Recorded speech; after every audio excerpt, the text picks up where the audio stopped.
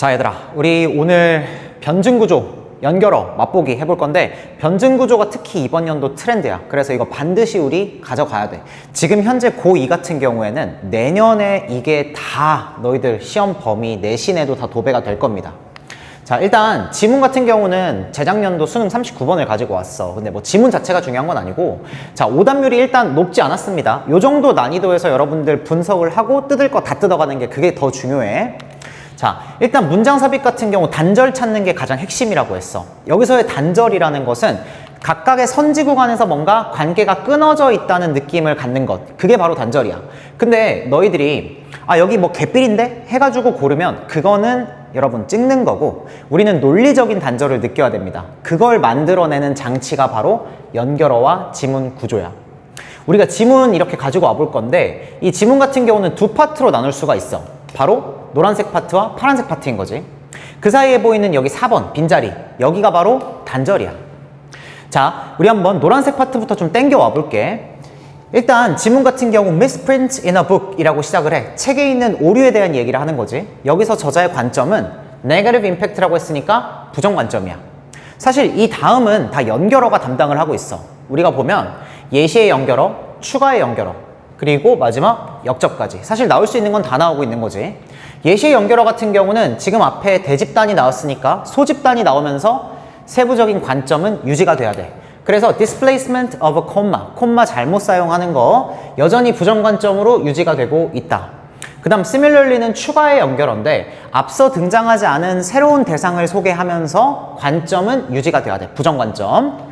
자, 보면 mutations라는 돌연변이 등장하고 그 다음 harmful이라는 부정 관점 여전히 유지가 되고 있어.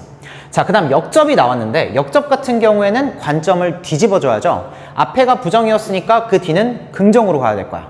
보니까 돌연변이도 긍정, 그리고 책에 있는 오류도 긍정으로 전환이 된 모습을 볼 수가 있지. 자, 근데 여기까지만 읽었을 때 우리가 지금 이 지문을 통해서 알 수 있는 대상이 돌연변이와 책에 있는 오류인데, 얘네 둘이 움직이는 방향이 어떻지? 똑같지.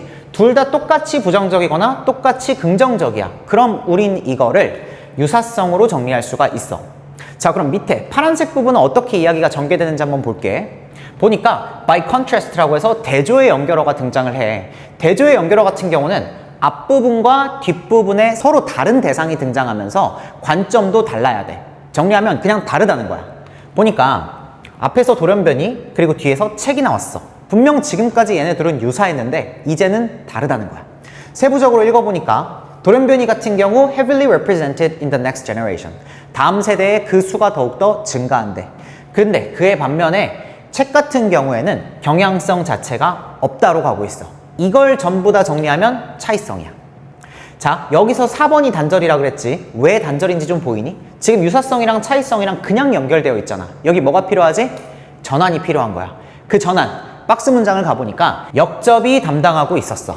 자, 그러면서 지금까지 노란색 부분에서 설명했던 analogy, 유사성이 깨진다 라고 진행이 되고 있지. 저기 있는 저 역접이 바로 4번 선지에서 전환을 담당하고 있는 거야. 자, 정리해보면 지금 연결어 이렇게 4개 사용이 됐는데, 사실 이 4가지 말고도 우리 평가원에서 강조한 게 총 63개야. 이거 우리 차차 알아가 보도록 하고, 우리가 반드시 기억해야 되는 연결어의 대분류, 이것만 좀 가져가자. 먼저 전환이 됐는데 관점이 동일해? 그럼 우린 이걸 순접이라고 해. 자, 그 다음 대상은 똑같이 유지가 되고 있는데 관점만 반대로 갔어. 그럼 우린 이걸 역접이라고 합니다. 마지막, 대상도 달라졌고 그 다음 관점도 달라. 그럼 우린 이거를, 둘 다 바뀐 이 상황을 대조라고 합니다. 자, 이런 연결어들 우리가 활용할 줄 알아야 논리적으로 흐름 문제, 순서 배열, 문장 삽입, 정답 골라볼 수가 있겠지. 가장 중요한 거, 이 부분이야. 우리가 구조를 정리해보면 포인트가 관점이야. 지금 보면 우리의 대상은 유사성이랑 차이성, 서로 다른 관점을 모두 다 가지고 있는 애들이지. 이게 바로 뭐야? 이번 연도 트렌드 변증 구조야. 바로 양면성인 거지. 자, 이 양면성이 특히 내 영상 본 친구들은 알겠지만 대입파악 문제로 나왔을 때 엄청나게 어려울 수가 있거든. 어떤지 보자. 자, 이번에 역대급 오답률을 기록했던, 정답률이 30%대밖에 안 돼. 그것도 대입파악인데 2번 9평, 21번, 24번이지. 내가 정답인 선지만 좀 가지고 와봤는데 21번 선지를 보니까 the same, different. 같지만 다르다. 변증 구조지. 24번 보니까 떨어져 있지만 붙어 있다. 변증 구조인 거야. 이런 식으로 구조가 변증으로 나왔기 때문에 지금 오답률이 저렇게 높았던 건데, 자, 그렇다면 우리 지문도 유사하지만 다르다. 이렇게 관점 두 가지를 모두 다 가지고 있어야 되는 거야. 자, 근데 여기서 핵심 포인트. 자, 서로 다른 두 개의 관점을 한 문장 안에 묶어 놓다 보니까 뭐가 필요하지? 방금 우리 배운 거. 옆접이 필요한 거야. but.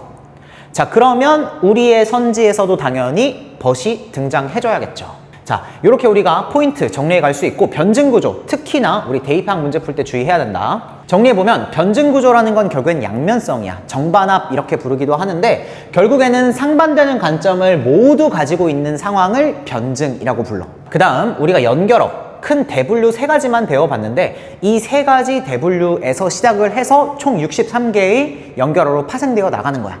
여기서 시작을 하는 게 가장 중요하다.